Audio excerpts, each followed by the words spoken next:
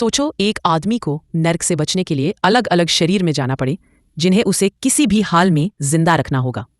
कहानी की शुरुआत होती है चॉय नाम के एक जवान लड़के से जो एक बड़ी कंपनी में इंटरव्यू के लिए जा रहा था। रास्ते में उसे अपनी मैनेजर का फोन आया जो उसे गुड लक कह रही थी, पर तभी अचानक उसकी आंखों के सामने सड़क पार कर रहा एक आदमी गाड़ी से टकरा गया और सीधा चॉय के पैरों के नीचे आ गिरा। चॉय ने उसे बचाने की बहुत कोशिश की, लेकिन उस बेचारे आदमी ने उसकी बाहों में ही दम तोड़ दिया। इस घटना से चॉय को इतना गहरा सदमा लगा कि इंटरव्यू में वह आसान से सवालों का जवाब भी नहीं दे सका और सीधी सी बात है कि उसे नौकरी भी नहीं मिली। फिर अगले 7 साल तक चॉय काम ही ढूंढता रहा। उसने कभी मजदूरी, कभी वेटर बना और कभी टैक्सी चलाकर अपना जैसे तैसे कर्ज चुकाया। उसके दोस्तों ने अच्छी अच्छी नौकरियां करके परिवार तक बसा लिए। इधर हजारों रिज्यूमे भेजने के बाद भी चॉय को अच्छी नौकरी नहीं मिल रही थी।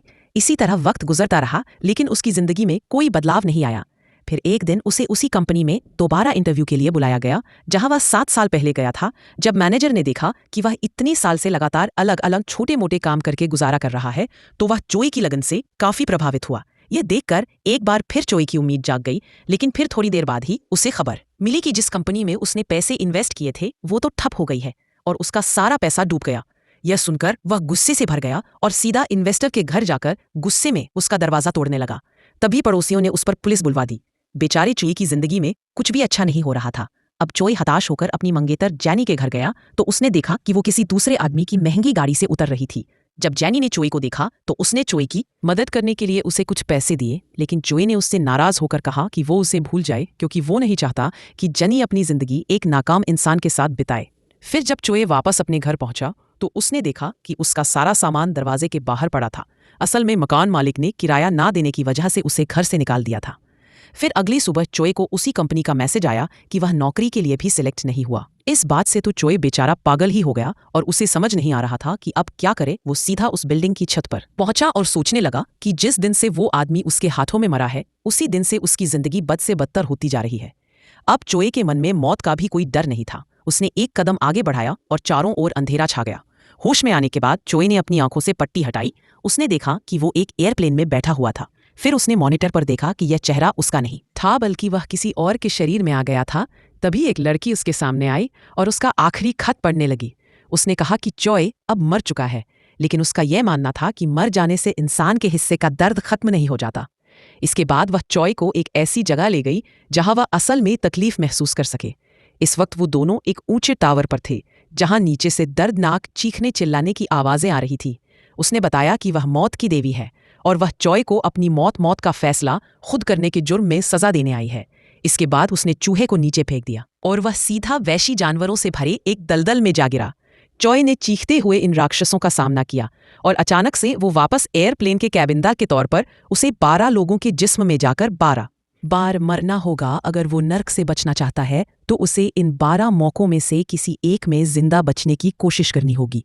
इससे पहले कि चॉय कुछ कहता हेल गायब हो गई। तभी अचानक प्लेन का इंजन बुरी तरह हिलने लगा तो चॉय ने डर के मारे लाइफ जैकेट पहन ली, जबकि फ्लाइट अटेंडेंट ने उसे समझाया कि यह सिर्फ टर्बुलेटर। खैर, जल्द ही सब कुछ ठीक हो गया। चॉय प्लेन में घूमा तो उसे इतनी महंगी चीजें देखकर काफी हैरानी हुई। तभी अचानक एक चमकती हुई चीज उसके सामने आई जो इस शख्स की यादों और काबिलियत से भरी हुई थी जिसके जिस्म में वह अब जी रहा है। तब चॉय को पता चला कि जिस कंपनी में वह इतने सालों से नौकरी करना चाहता था, अब वो उसी कंपनी के मालिक के दूसरे बेटे के शरीर में है।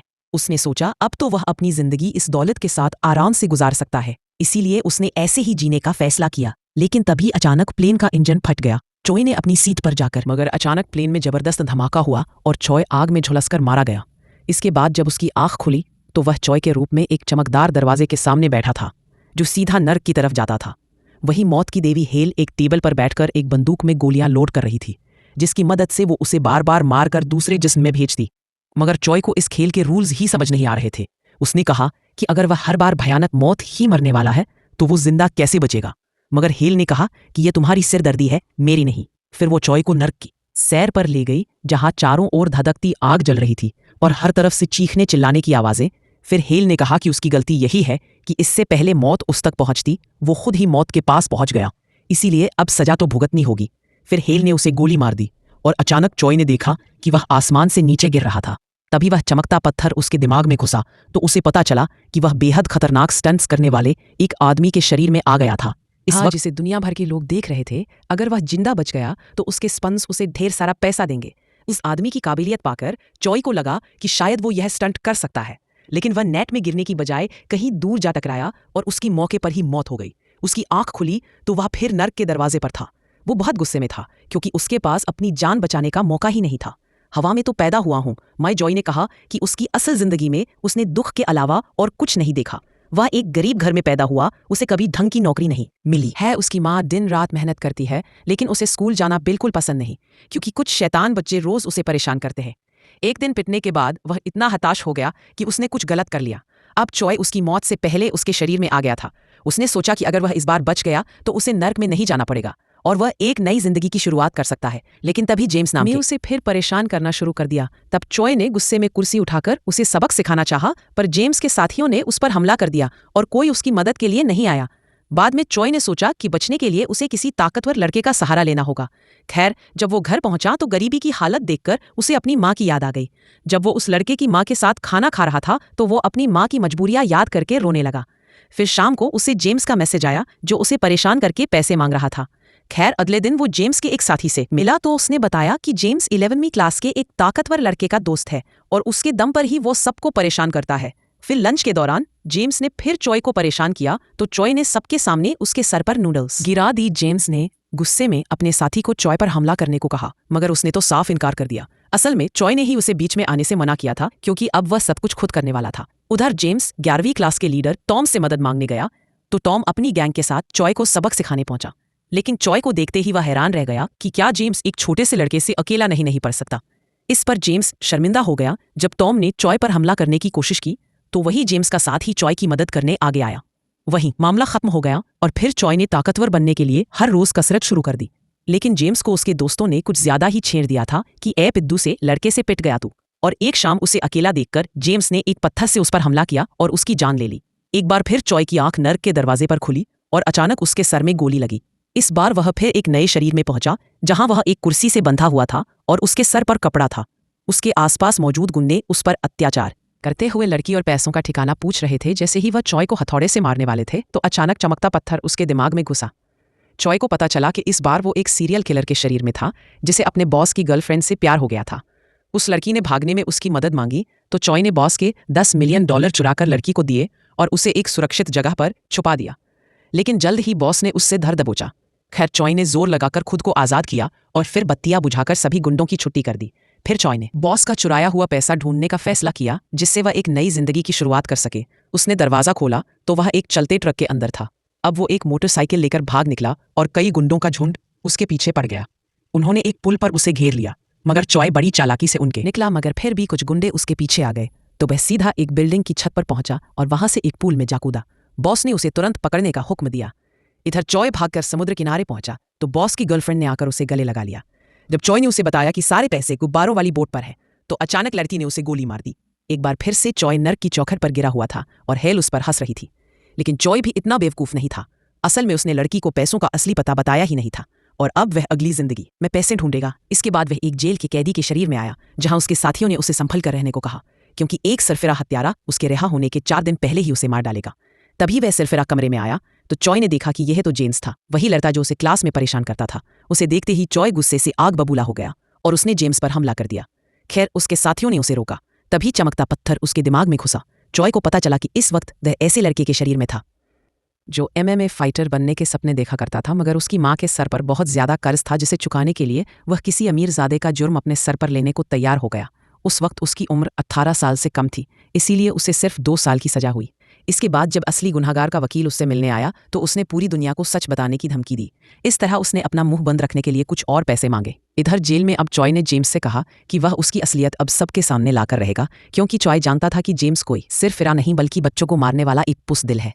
फिर एक दिन वर्कशॉप में काम करते हुए एक हादसा हो गया जिसके बाद गार्ड जख्मी कैदी को उठा ले गए। इधर कुछ गुंडों ने चॉय को घेर लिया और अचानक उस पर जानलेवा हमला कर दिया, मगर चॉय भी इस वक्त एक MMA फाइटर के शरीर में था और उसने एक एक गुंडे को अच्छा सबक सिखाया। फिर रात को वह जेम्स के पास पहुंचा और उसे सजा देने के लिए उसने मरे हुए लोगों की आत्मा अपने शरीर में लाने का नाटक किया। अब जेम्स ने स्कूल में जिस लड़के की हत्या की थी वह चॉय के शरीर में उसके सामने। अचानक किसी ने उसके पेट में चाकू घोंप दिया। चॉय को समझ नहीं आया कि उस पर यह हमला किसने किया। तब उस आदमी ने बताया कि वह उसी लड़की का बाप है जिसे उसने गाड़ी से उड़ा दिया था। तब चॉय ने उनसे माफ़ी मांगी और सच बताया कि असली गुनाहगार कोई और है। उसने तो बस चंद पैसों के लिए यह जुर्म अपने सर लिया था। यह सुनकर वह आदमी घबराकर वहां से भाग गया। तभी अचानक उस फाइटर का जेल का दोस्त वहां आ पहुंचा, मगर तभी उसने खुलासा किया कि वह तो चॉय को मारने के मकसद से ही जेल गया था। अब उसे ढूंढकर वह काफी खुश था, क्योंकि उसे मारने पर अब इनाम भी मिलेगा। उसने एक ही झटके में चॉय के पेट में चाकू घूंपकर उसे मार डाला था और दौड़कर स्टोरेज रूम में गया और तुरंत पैसों का बैग निकाल लिया। तभी अचानक उसकी नज़र एक पोस्टर पर पड़ी और चमकता पत्थर उसकी बुद्धि में घुस गया। इसे समझ आया कि अब वो एक मॉडल के शरीर में आ गया था। खैर, फिर चॉय घर पहुंचा तो वहां की शानो शौकत देखकर हैरान रह गया। तब उसके दोस्त का फोन आया जो उसे पार्टी के लिए बुला रहा था। पार्टी में जाकर चॉय को एहसास हुआ कि उसे बहुत जल्दी शराब का नशा हो जाता है। तभी उसी कंपनी का सीईओ वहां आ गया, जिस कंपनी में वह चॉय बनकर इतने सालों से नौकरी पाने की कोशिश कर रहा था। चॉय ने उनसे बातचीत करने की कोशिश की, मगर जल्द ही वह नशे से बेहोश हो गया। अगली सुबह उसके बड़े भाई ने उसे उठाया तो उसकी आंख खुली। तब पता चला कि वह दोनों मिलकर एक कैफे चलाते हैं और आज उसके भाई के जाने के बाद उसे ही सारा काम संभालना था। आज वो वेटर का काम कर रहा था कि उसी वक्त जेनी उस कैफे में आई। जब वो चॉय के रूप में जिंदा था तो जेनी उसकी मंगेतर थी। उसे देखकर चॉय की धड़कनें 636 बढ़ने लगी और उसे अपना प्यार याद आया। उसे याद आया कि कैसे वह पहली बार जेनी से मिला था।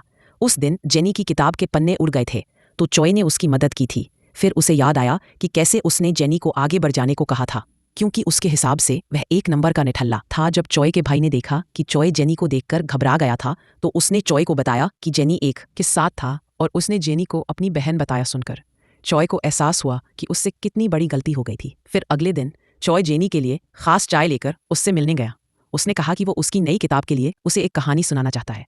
फिर उसने एक आदमी की कहानी सुनाई जो एक के बाद एक अलग अलग शरीर में जाकर मौत का सामना कर रहा था। उसने सब कुछ इतनी बारीकी से बताया कि जेनी उससे बेहद प्रभावित हुई। जेनी ने उससे इस शख्स का नाम पूछा, मगर चॉय ने बात बदलते हुए उससे उसका ऑटोग्राफ मांगा। तभी उसने देखा कि जेनी वही फाउंटेन पेन इस्तेमाल कर रही थी। असल में ये पेन उसे चॉय की मां ने दिया था। उस दिन के बाद चॉय जेनी से हर रोज मिलने लगा और उसे हीरो के हर दिन की कहानी सुनाने लगा। जेनी ये देखकर हैरान थी कि ये सब कुछ एकदम असली लग रहा था। फिर एक दिन बारिश हो रही थी तो चॉय ने जेनी को एक लाल छाता तोहफे में दिया। इसके बाद वो कैफे में लौटा तो एक वेटर से कांच का ग्लास टूट गया। तब चॉय ने कांच साफ करने में उसकी मदद की तो उसके हाथ में चोट लग गई।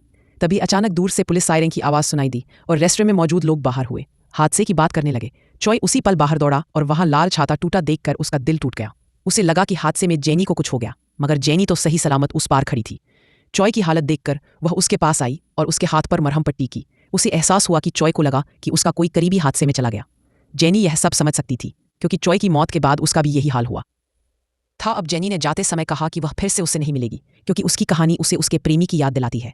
कुछ देर बाद वह चॉय की कब्र पर गई और उसकी तस्वीर के सामने उसे याद करके रोने लगी। इधर चॉय दूर से ही उसे देख रहा था।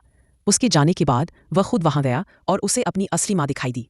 जब उसने उन्हें रोते हुए देखा तो वह खुद भी बाहर आकर फूट फूट कर रोने लगा और उनसे माफ़ी की भीख मांगने लगा। बाद में उसने अपनी माँ को चॉय का दोस्त बनकर एक खत लिखा और उसे पैसों से भरे बैग में रखकर अपनी माँ के घर छोड़ आया। फिर अगले दिन वह जेनी से मिला तो उसे आगे की कहानी सुनाई। उसे सुनकर जेनी बेहद खुश थी और फिर चॉय कहानी सुनाई। उसे सुनकर जेनी बेहद खुश थी और फिर चॉय उसे घर छोड़ने गया। रास्ते में जेनी ने कहा कि वह दुआ करेगी कि हीरो की कहानी का अंत अच्छा हो। तब उसे याद आया कि जब चॉय वेटर हुआ करता था तो जेनी ने उसे अपने दोस्तों से मिलवाया था। उसे फर्क नहीं पड़ता था कि चॉय एक वेटर है, क्योंकि उसकी नज़रों में चॉय की मेहनत सबसे बढ़कर थी। लेकिन चॉय तो यही सोचता रहा कि जेनी उसकी मौत से उभर जाएगी। खैर, अब चॉय को अपनी गलती का एहसास हुआ और उसने जेनी से तहे दिल से जाकर माफ़ी मांगी। उसने कहा कि उसने हमेशा जेनी से ही प्यार किया है। फिर उसने जेनी को सब कुछ सच बता दिया कि वही है और उसके साथ जो कुछ भी हुआ वो एक कहानी नहीं बल्कि सच है। उसने वादा किया कि अब वह जेनी को छोड़कर कहीं नहीं जाने वाला। लेकिन तभी अचानक एक गाड़ी उसके सामने आ खड़ी हुई। उसमें उसी कंपनी का मालिक था जिसमें चॉय ने इंटरव्यू दिया था। और तब चॉय को एहसास हुआ कि जितनी बार भी वो अलग अलग शरीर में आया वो इस आदमी से किसी ना किसी रूप में ज़रूर मिलता है। जब एयरप्लेन हादसा हुआ तो शायद उसमें इस आदमी का हाथ था। इस बार उसने जेनी पर गाड़ी चढ़ा दी और फिर चॉय डाला। कुछ ही समय में पुलिस ने वहां हुए हादसे के सारे सबूत मिटा दिए और इधर चॉय की आंख खुली तो वह फिर से नर्क के दरवाजे पर था। वह समझ गया कि हर बार उसके जिंदा ना बचने के पीछे उसी गाड़ी वाले आदमी का हाथ था। उसने गुस्से में आकर उसकी जान लेने की कसम खाई और फिर दौड़कर मौत की देवी हेल पर भी गोली चला दी। इसी के साथ यह कहानी खत्म होती है। जब अगला पार्ट आएगा तो उसकी भी वीडियो बना देंगे। तब तक के लिए बाय बाय। और अगर वीडियो पसंद आई तो सब्सक्राइब किए बिना मत जाना। बहुत बच की।